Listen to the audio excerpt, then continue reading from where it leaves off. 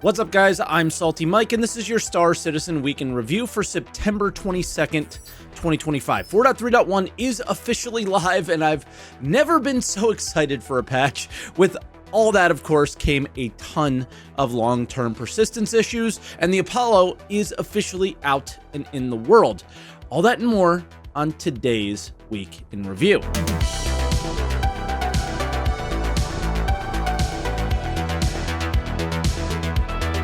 And as always, if this is your first week in review, this is where I take all of the official Star Citizen news each week, put it into one video, and share some of my opinions about it. I also live stream on Twitch, twitch.tv/SaltEMike. Stop by and say hi if you haven't yet. I really enjoy seeing you guys over here. We got quite a bit to get through this week, but before we do, let me share with you today's sponsor.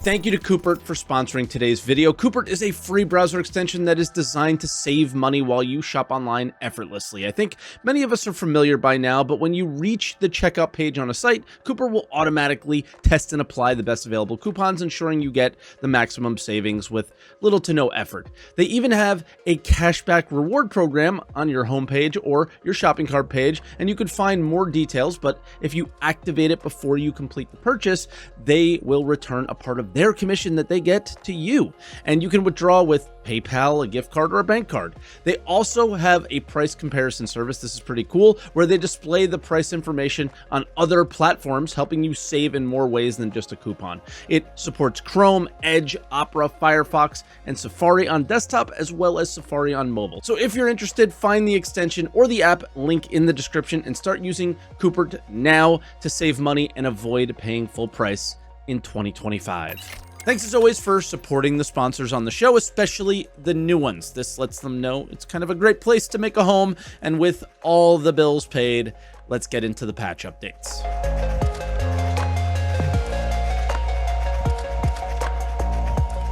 And boy, they wanted this one out. We start out on Monday. We had a 4.3.1 release candidate 1 on the PTU. Nothing crazy here, just a bunch of bug fixes. They always claim that they fix over 100, but the game always feels just as buggy every patch, if not more, right? But just different bugs, probably. Main fixes here are the med gel is no longer causing interaction issues when you place it into the slot and add it to the bed, which is great.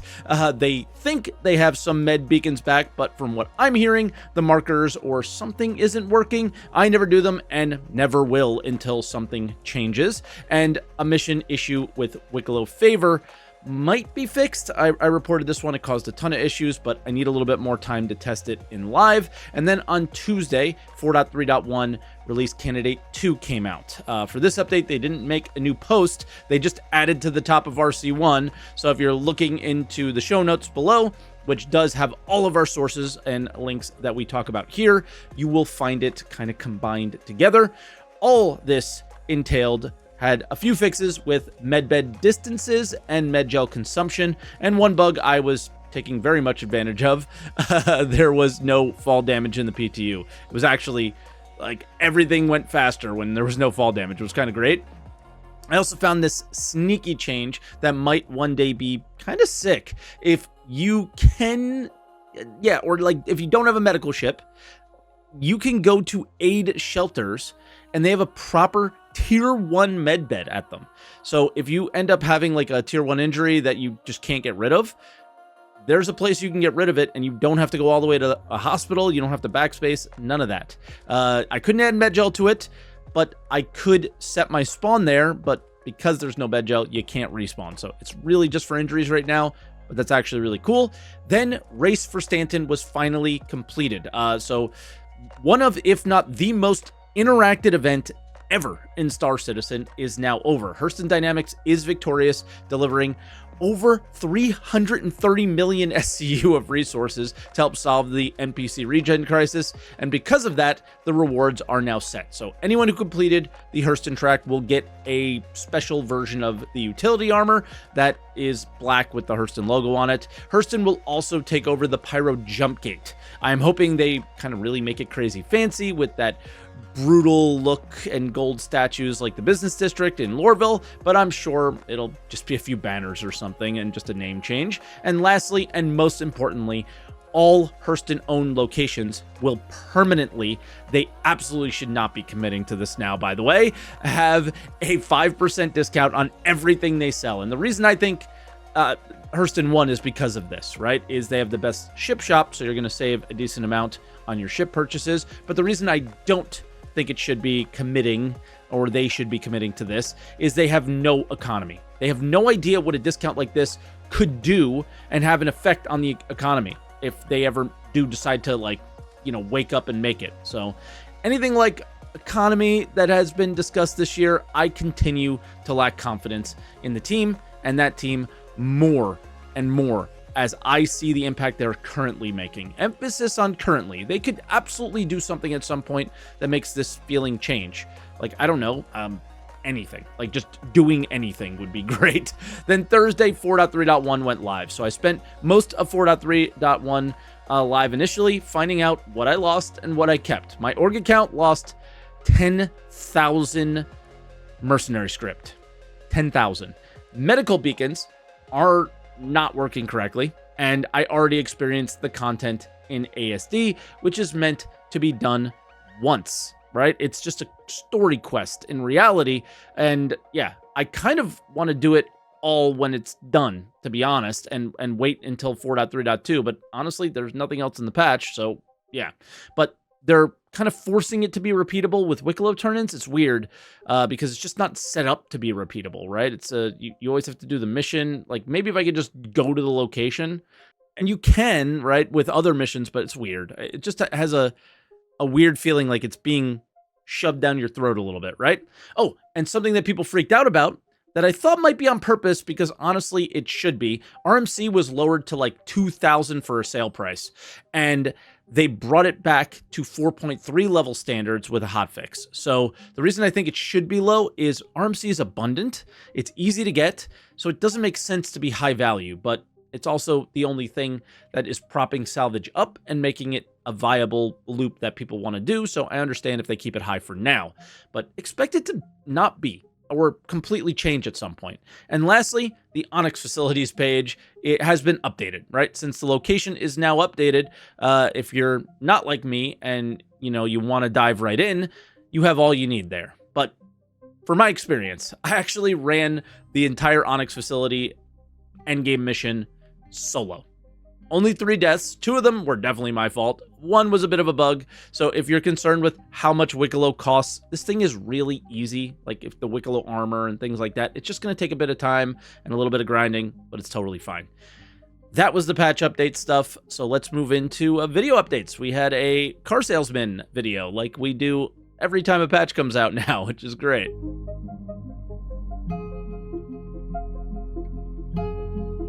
All right, and as I stated before, we had a behind the ships. This one was for the Apollo, and it's a pretty standard ship sale episode, but that's because the ship is pretty standard, right? So there's no real surprises here. So, you know, the episode was basically had no surprises. So they start out with what the 2 variants are with a little extra info in there. Within the Apollo family, there are 2 variants. The Triage is the base model, and then there is the Medivac, which improves upon the Triage by doubling the missile count and providing heavier armor. We got a lot of cool paints. I think my favorite one is the Vitality one that we were able to bring back from the Terrapin. I think overall the ship lends itself well to all kinds of nice paint jobs. It's just got a nice sleek look to it. Obviously, medical gameplay tends to follow some combat gameplay or active combat gameplay. And as such, we've improved the offensive and defensive capabilities of the Apollo compared to its original concept standing. Pilot now has a pair of size 4 weapons to control, and the turret now has size 3 weapons on it as well for either the co-pilot to use if there is one, or the pilot has slave control over them by default. I don't think it's a good strategy to bring medical ships into combat zones, so I'm sure the extra armor won't play that much of a role. I'm thinking them kind of more like drop and pick up ships where you're out of the area and then you drop people off once it's safe to go in, because if you bring the ship into combat, you're just dead. It's just that's what's happening. You're just gonna die. So also, I guess some of the paints look cool. I like the black and gold one. Let me know which one you guys liked. Next was the interior, and since I don't own the ship to do my own walkthrough, I'm going to let them do it for you. When you enter the ship at the rear, you enter into this very fancy airlock ramp area that is wide enough for you to be able to push gurneys up and through and out again. You enter into what we call the triage area. You're going to have a central hallway that has a really nice skylight view to the exterior, and on each side you're going to have windowed walls which are giving you direct view to the med bays. So this is a immediate place for, once you're on board the ship, to decide which of the 2 modular medical rooms you are going to put the patient into, or put yourself into. When you're in the medical bay, you're supposed to sort of have this feeling of sterile, bright colors, which we've also contrasted with the rest of the ship. If it is not a medical emergency, you have 2 engineering cargo rooms immediately to your left and right for storing supplies and accessing components. If you keep going in the center, you're going to go through a small engineering room. And then you move forwards into the final room of the ship, which is the bridge and the habitation, as well as the central crew elevator that provides a second entrance into the ship.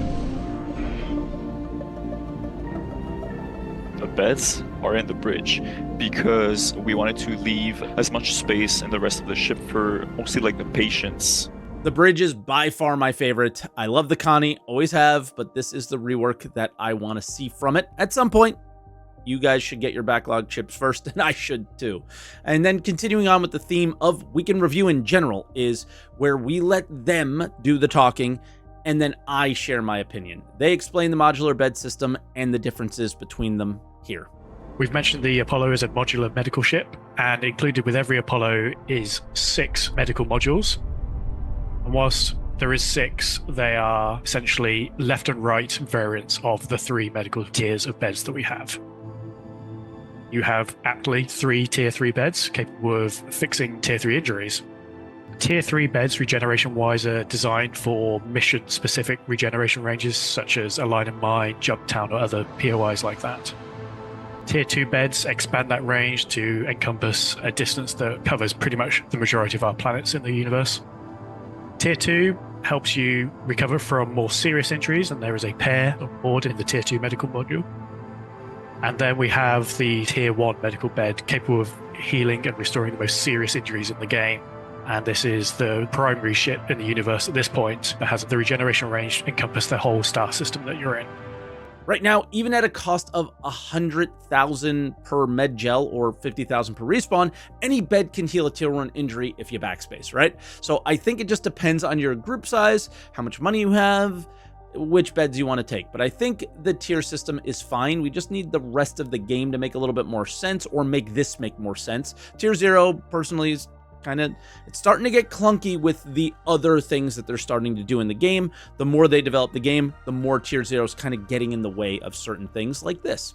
And yeah, that was it. We had a patch video as well that we highlighted during our patch notes discussion. But yeah, we're still significantly lacking on the video updates this year. But CitizenCon's coming soon, so hopefully we are filled with stuff to talk about, at least until maybe January, February next year, but we'll see. And yeah, with that, let's move on to other updates.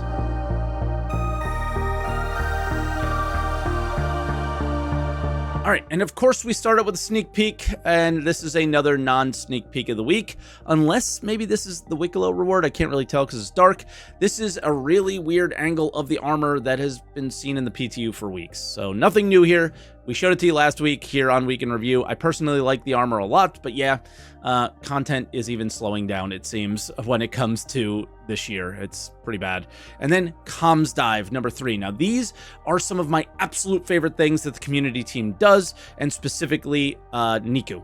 They compile some of the most asked questions around the community, and they run to the devs, ask them, and then post those devs' answers here. So pretty awesome. Again, shout out to Niku on this one. Keep it up, man. You're awesome.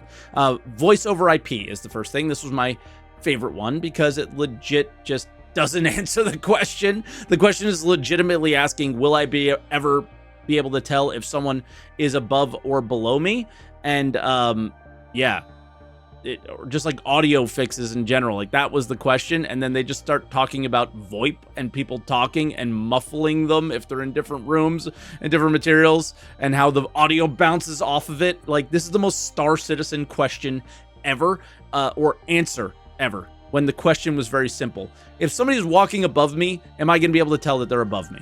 That's what they wanted to know, and we didn't find that answer out. Operational costs is the next one. This was a much better answer, and the long and short of it is small ships should be really cheap to operate, as ships are essential to the game, so you can't just have people going broke and then being shipless, right? But the big stuff, that's going to cost you at some point. When that point is, this post doesn't give any insight into that. So running an Idris should be extremely costly for people, and I think what that's telling you guys is the claim system is not going to be your go-to anymore at some point. Once again, PDC issues. Anybody who's used anything with PDCs knows that if you're playing with a group, your group mates get shot at, right? So CIG appears to have a fix in the works, I should say, and wants to release it at some point. But again, no clue when from this post. Ship modularity, I'm not even sure why this is here because we already have it, but they kind of took the time out to re-mention the command module work, which is the new version of modularity, which is in the works right now.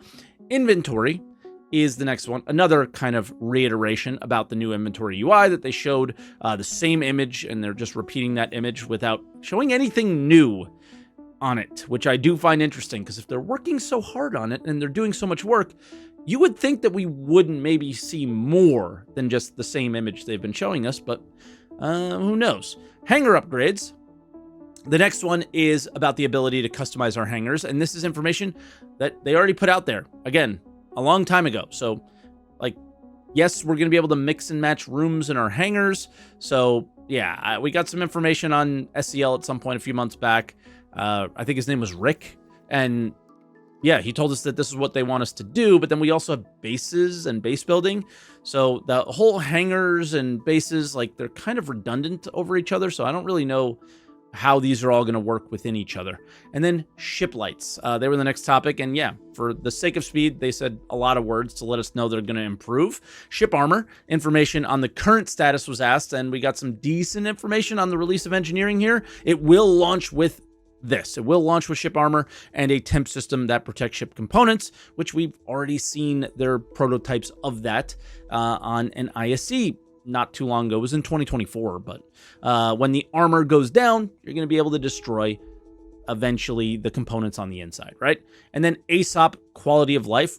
This one has me a bit hyped. They're planning on improving the ASOP experience, including searching for ships. Coming soon, enough for them to say it's coming soon, so whatever that means, but it is exciting. And then in-game chat, lastly, I was asked about, but it's the information that basically remains from CitizenCon last year. They want to improve on the experience as well as moderation options as soon as possible. But as far as I can tell, none of this work has actually begun, or any meaningful work at least, because they didn't say anything in a monthly report. So yeah, moving on then. RSI Apollo sale is upon us. Not much more to say after the behind the ship section, but it's a mobile medbed platform. So let's talk more about what the sale includes then. You get a number of paints, none of which I'm really a huge fan of. Like one of them, maybe the black and gold one. But yeah, if there's one you love, shout it out in the comments. Again, remember there are two versions of the ship. The Triage, which is cheaper, less armored, and protected. The protected version, coming in at $250 and $260, but the medevac is the extra protected one, $275 or $290 if you use store credit. Both Warbond packages come with the medical looking Morozov, so you get a little bonus there. The RSI Apollo question and answer thread is pretty dull, not much to pull out there, but the first question is about the modules, in case you weren't aware, which you must be because we've been talking about them over and over again, is you can mix and match now, which is great.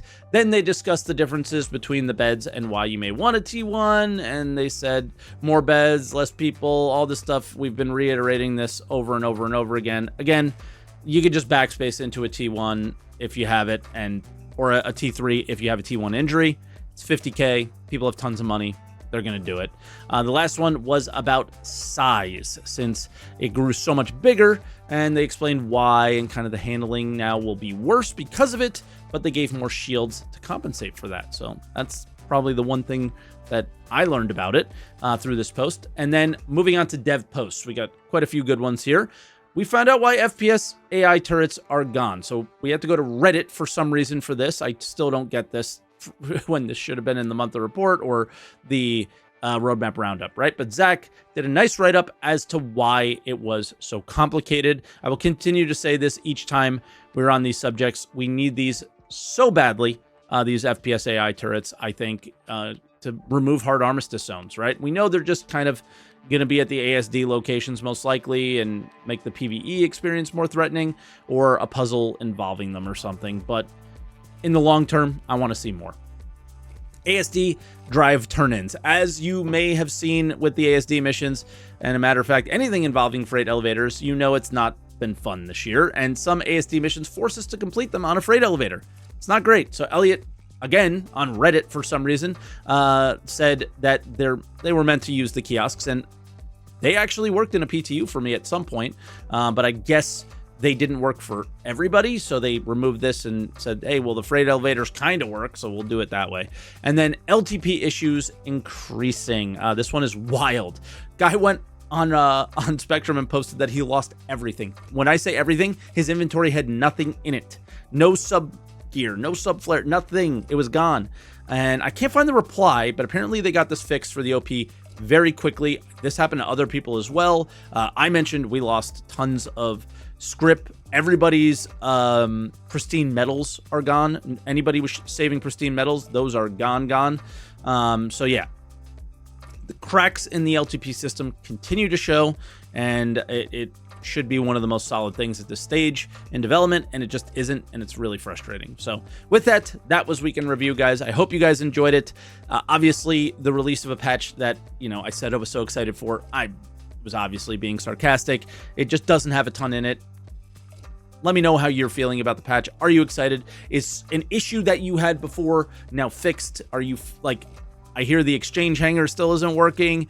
I love contested zones. I wanted to do more of that. And yeah, there's just, it just continuously fixing the new content that they're putting in and not fixing the game. And that is the part of this year that is just driving me insane.